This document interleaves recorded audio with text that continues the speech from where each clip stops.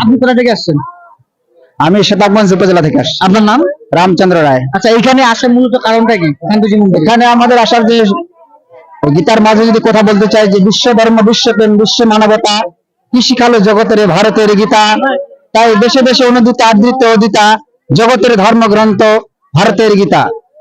আমাদের মূল উদ্দেশ্য গীতার আলো ঘরে ঘরে জালো, এই বাণীকে সামনে রেখে সামনে যুব সমাজ তথা সারা বিশ্বের একত্র ঘোষণা করার জন্য যে আমরা যে আজকে যে বিশ্ব যে 20,000 সহস্র কণ্ঠে যে আমাদের গীতা পাঠের যে আয়োজন করা হয়েছে, এতে আনন্দিত এবং আল্লাহিত যে উত্তরবঙ্গে তথা সমগ্র বাংলাদেশের যে দূর দূরান্ত থেকে আমরা যে একাত্ম ঘোষণা করতে পারি, এক ভগবান শ্রীকৃষ্ণের অনুপ্রেরণায়, এক ভগবান শ্রীকৃষ্ণের আদর্শ অনুপ্রেরণায় যে আমরা এক প্ল্যাটফর্মে এসে দাঁড়াতে পারি, বাংলাদেশের হিন্দু সেটা প্রমাণ করেছে। এই জন্য আমরা এখানে এসে অনুপ্রাণিত হয়েছি এবং সামনের দিনগুলো যেন আমরা আরো এইরকম অনুষ্ঠান বাংলাদেশের প্রত্যন্ত অঞ্চলে ছেড়ে দিতে পারি এবং সকলের কাছে প্রার্থনা করবো যারা দেশান্তর তথা বাংলাদেশের বিভিন্ন প্রান্ত থেকে দেখতেছেন যে আমাদের যে সাম্প্রদায়িক যে এখানে যে সমস্যাগুলো আছে, বিশেষ করে যে আমাদের যে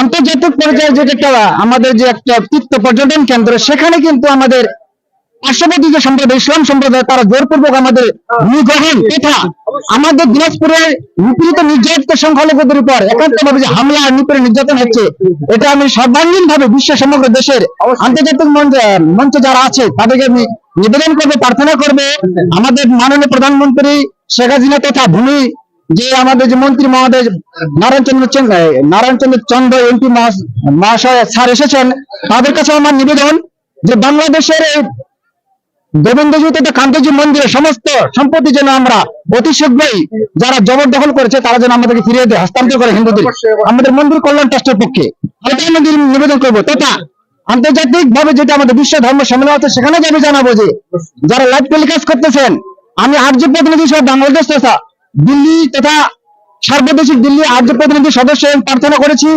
ওরা আমাদেরকে অনেক বিজ্ঞান দিয়েছে, আমরা এখানে বেদের আলোচনা করেছিলাম, গীতার আলোচনা আজকে হচ্ছে। তাই সর্বাঙ্গীন ভাবে সকলের প্রতি অনুরোধ করবো যে যারা আমাদেরকে এই গীতা পাঠের আয়োজনে সর্বাঙ্গীন তন মন ধন দিয়ে সহযোগিতা করেছেন, উপস্থিত হয়েছেন, তাদের সকলের সুস্বাস্থ্য দীর্ঘায়ু কামনা করে আমি এখানে বিদায় নিচ্ছি। সকলের প্রতি সপ্রেম নমস্তে।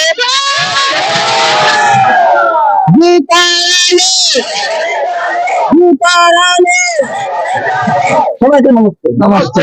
আপনাকে অসংখ্য ধন্যবাদ আমাদের এখানে থাকার জন্য।